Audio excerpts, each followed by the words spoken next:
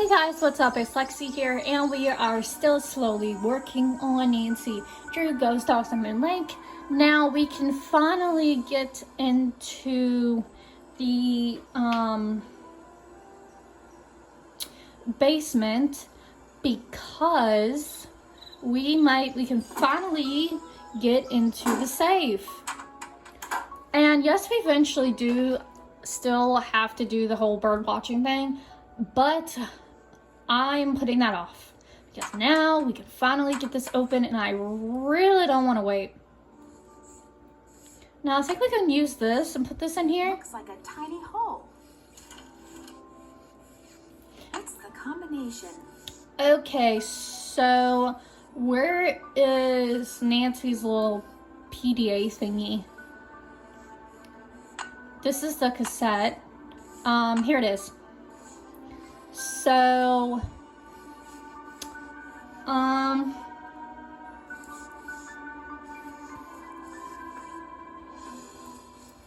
looks like Malone's unlucky day was 0/1/9/32.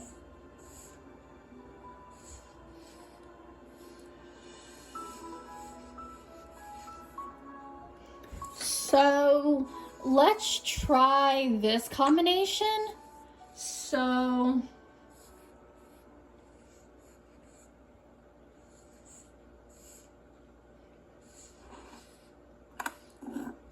oh shoot, that's reset. Okay. 0, 1, 2, 9, 3, 2.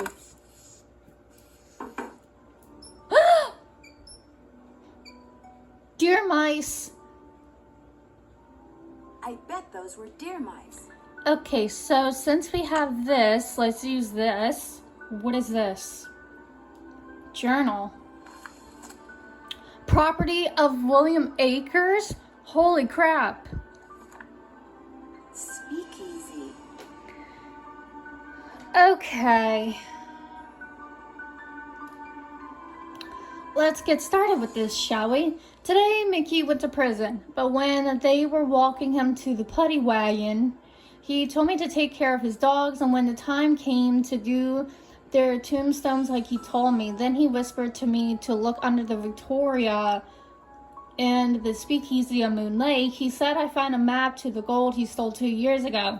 When they shoved him into the wagon, and that was that. Poor Mickey. How's a guy who's never spent one night in jail supposed to spend 8 years in prison? He'll never make it. I think he wants me to have the gold because deep down he knows he's never coming home. Oops. I'm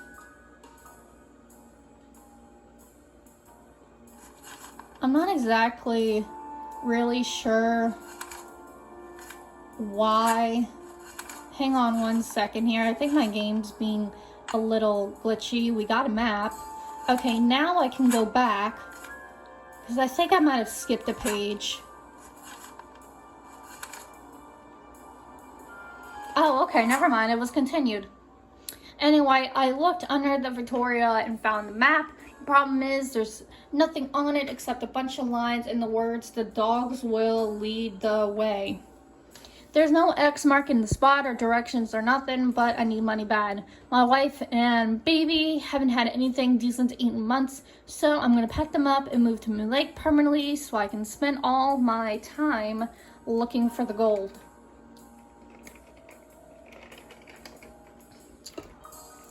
Vicky never told me outright that he was the guy who pulled off the hole in the floor gold heist. He always said the less I knew, the healthier I stay.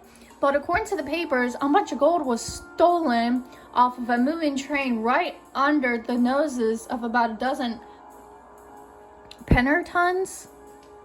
Pinkertons? Is that what that word is? Mickey must have greased somebody's palm real good and got him to cut a hole in the floor of the boxcar the gold was going to be shipped in. After the gold was loaded, one of the boys crawled under the train and pulled himself into the boxcar.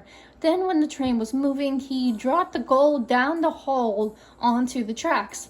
Mickey's boys picked it up and got away clean. Nobody ever suspected Mickey was behind it. So what I'm looking for is 20 gold bars. The paper said all together they weighed around 600 pounds. The question is, did Mickey hide them in one place or did he spread them around? He must have buried them, but where? I just thought of something. Maybe Mickey trained his dogs to go to the gold if you say the right word. I'm going to try saying gold them tomorrow and see what happens. I said every word I can think of to all the dogs, but they haven't led me anywhere except around in circles. I spent last month following them around, first Xander, then Vitus, then Lucy. I don't know how to follow Iggy because all he does is sleep on the porch. So it looks like I'm going to have to start digging. I'll dig under the porch first, seeing that's where Iggy always is. Okay, that's for July. This is October now. A month ago, I started working as a handyman over in Lewistown to make ends meet. So even though I stopped by Mickey's every day to feed the dogs, I can only look for the gold at night. I dug around under the porch but didn't find nothing. I marked the porch on the map with a big I for Iggy because that's the place he always leads me to. I was so busy digging last Tuesday night that I almost wasn't there when my son was born. We're calling him Joe. Aww! His big sister is real happy. She says baby Joe is just like the dolly she always wanted, but we could never afford to get her. Truth is, we can't really afford Joe neither. I keep writing to Mickey asking him to please tell me straight out where the gold is, but he never writes back. I'll just have to keep digging. So I guess that's the prison, and we eventually got this map too. So September. Now I spend all of my free time digging in the woods. I dig around everything that could be a landmark, logs, rocks, tree stumps, but I never find nothing. Plus, I keep getting lost. The paths look so much alike, especially at night, that I spend most of my time trying to figure out where I am. So last Sunday, I memorized the way to the cemetery. Great. I am actually going to take a screenshot of this because that's going to be helpful. Great. Okay, even though, so we're in February now of 1939, so a long time has passed since then. Even though Mickey never allowed the dogs in the speakeasy or in the tunnels, I've been looking there for the gold because I looked everywhere else I can think of and got nowhere. Last week I found out that Mickey changed the passcode to the spigots in the speakeasy. This got my hopes up because the way I figured it out, why would Mickey change the code without telling me unless he was hiding something? But when I finally figured out the new code, I didn't find nothing in the tunnel that opened up that wasn't there before. Why Mickey spent all that money on pictures of those dogs of his, I'll never understand. So this is March of 1942. I give up. Mickey's dead and so are all of his dogs. I'll never find the gold. I got a good job offer in Harrisburg and I'm gonna take it. Little Joe and Sarah deserve a better life than they've gotten so far, and it's high time Kelly got a nice house and a husband who doesn't spend all of his time chasing after something he can't find. But I'm leaving this journal here because who knows, maybe someday I'll suddenly remember something Mickey said and it'll finally hit me where he hid the gold. Maybe I'll come back here and find it after all. But in the meantime, I've got my family. They're what's important. They're treasure enough. Aww. So clearly, William Akers, which is Joe Akers' father, spent all this time here and looked after his dogs, but he never found the gold. So what I'm going to do is I am going to go call Sally. because we have to tell her about this.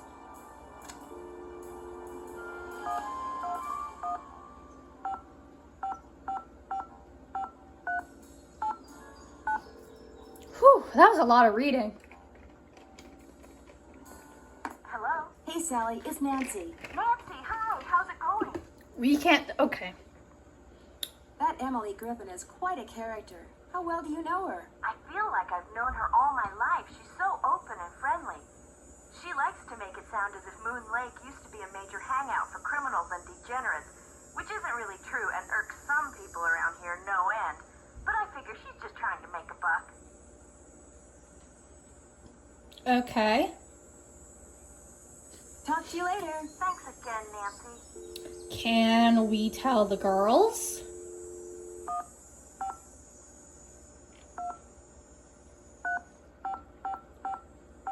Oops.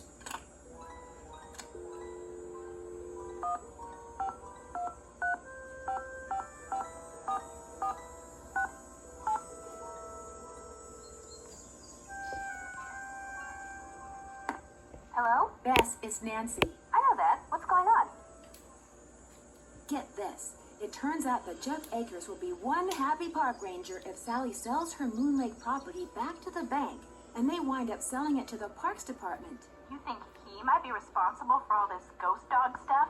He has a motive and he has a dog, although it doesn't look at all like the dogs that have been scaring Sally. But it shows he knows something about dogs. Better pull out your suspect list and pencil him in, Nan. I still say you guys should lighten up on him. I found the coolest old newspaper. It's from 1927, and on the front page is an article about Mickey Malone and a man named William Akers. Akers? Any relation to Park Ranger Jeff Akers? When I asked, Jeff Akers said that it was just a huge unfortunate coincidence. According to the paper, William Akers was Mickey Malone's most trusted employee, his #1 go-to guy. Where'd you find it?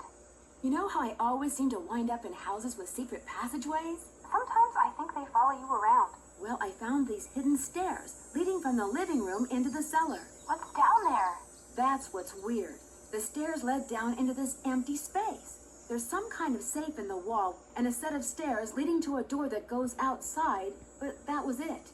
Why would Malone bother hiding a staircase if it didn't go somewhere important? Hey, newsflash. I think I know why somebody wants to scare Sally off her property, and it has nothing to do with birds, parks, or artifacts. So what does it have to do with? Gold, as in 600 pounds of gold bullion. That's a good motive. Come on, Nancy, tell us everything. Gold is one of my favorite subjects. Well, I found William Akers' journal. Journal. Yeah, right. Go on. Have you ever heard of the hole-in-the-floor gold heist? I've heard of the hole-in-the-wall gang. Well, according to Akers' journal, in 1931, somebody stole a shipment of gold bars in broad daylight by dropping them through a hole in the floor of a moving train. Let me guess. The thieves were never caught, and the gold was never found. You got it. According to Akers, Malone masterminded the whole thing, and he hid the gold right here on his Moon Lake property. You think it's still there? It must be. Like you said, Nancy, that would explain why somebody wants Sally, and now you, out of there so bad. I also found a map with the inscription, "The dogs will lead the way." You found a treasure map? My gosh, Nancy. Secret passageways, buried treasure? You're like a magnet for that stuff. The dogs will lead the way to what? According to the journal, Malone left Akers the map and said it would show him where the gold was, but all it has on it is that inscription and some landmarks. What kind of landmarks? The house, the shoreline, some rocks in the lake, the pump, the cemetery, and it's crisscrossed with lines like a grid. A grid? Sounds like precise locations are involved. Bye, you guys. Guys, Good luck, Nancy, and stay in touch. Okay, so we talked to the girls. Now I'm actually gonna go back and talk to Jeff to actually find out if he got the results of the water yet, because it should be in by now. Oops. Because if not, I might honestly just sleep into the next day and see.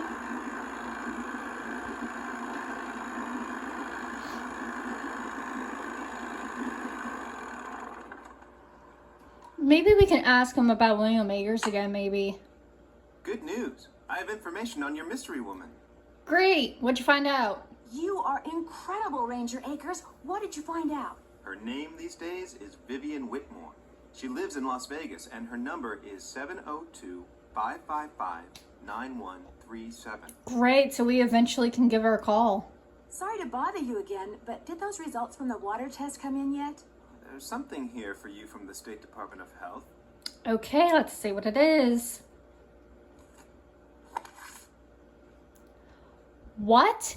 Arsenic? Oh my gosh, not only is the water bad, but it seems like the well may have been contaminated deliberately. Wow.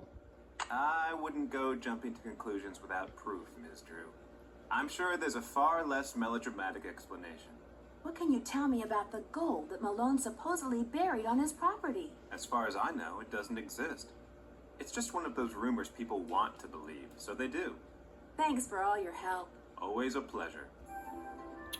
Okay, so there's arsenic in the water, you guys. Okay, while we're here, I'm gonna go talk to Am too.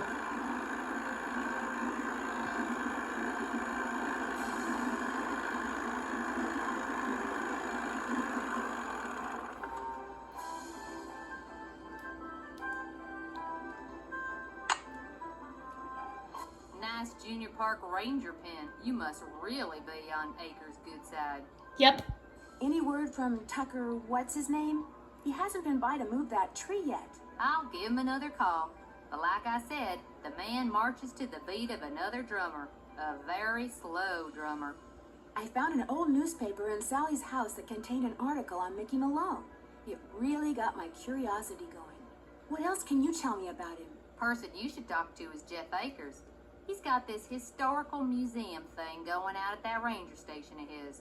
Do you know anything about the gold that Mickey Malone supposedly buried somewhere on his property? All I got to say about it is, if there really was a bunch of gold buried somewhere and nobody ever found it, it's for darn sure nobody ever will. Not with them dogs up there. Guess I'll see you later. You betcha. I really don't believe you.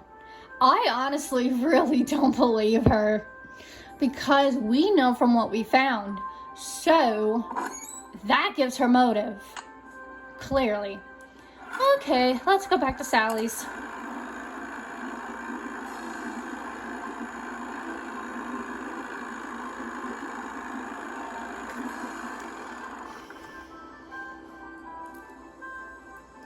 Okay, let's see what we got here.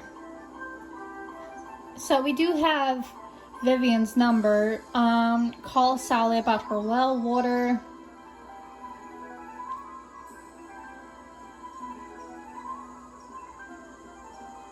So let's call Sally because we need to let her know about the well water with freaking arsenic in it.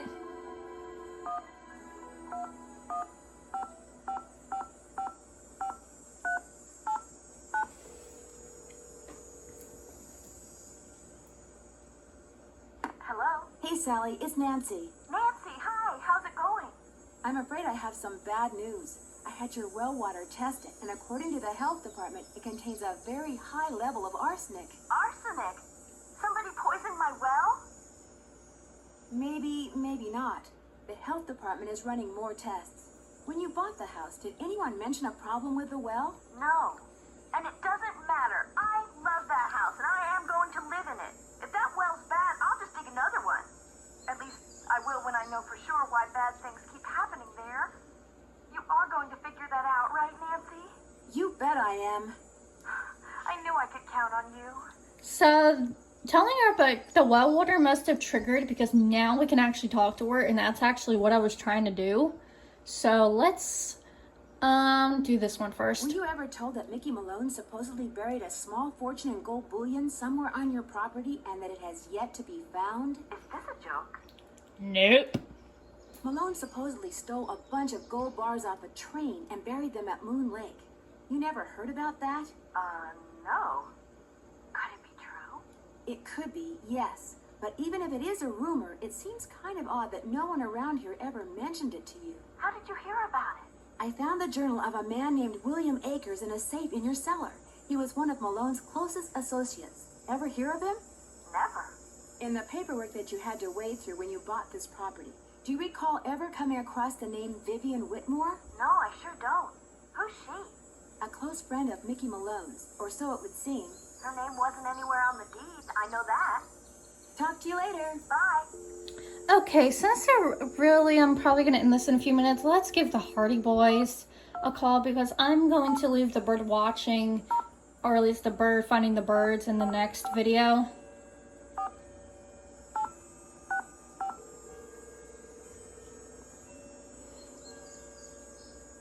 Hello? Hi, Frank. Hey, Nancy. Hey, Joe. Pick up the phone. Joe's in the kitchen. Worked up a real appetite watching me vacuum out the car. Hello? Hi, Joe. It's Nancy. What are you eating? Sandwich. Either roast beef or really old turkey. Can't tell. Don't care. So Ew. how's life as a dog catcher? I'm pretty sure I know why somebody wants Sally out of the Malone house. So come on, spill. Apparently, Malone stole a small fortune in gold bars off a train and hid them somewhere on his property here. They've never been found. How do you know? One of his employees, a guy named William Akers, kept a journal, which I found and of course read. Of course. Wait a sec. Did you say William Akers? I did, but according to our friendly park ranger, Jeff Akers, he's no relation. The fact that they have the same last name is just a big unfortunate coincidence. Yeah, right. That's exactly what I said.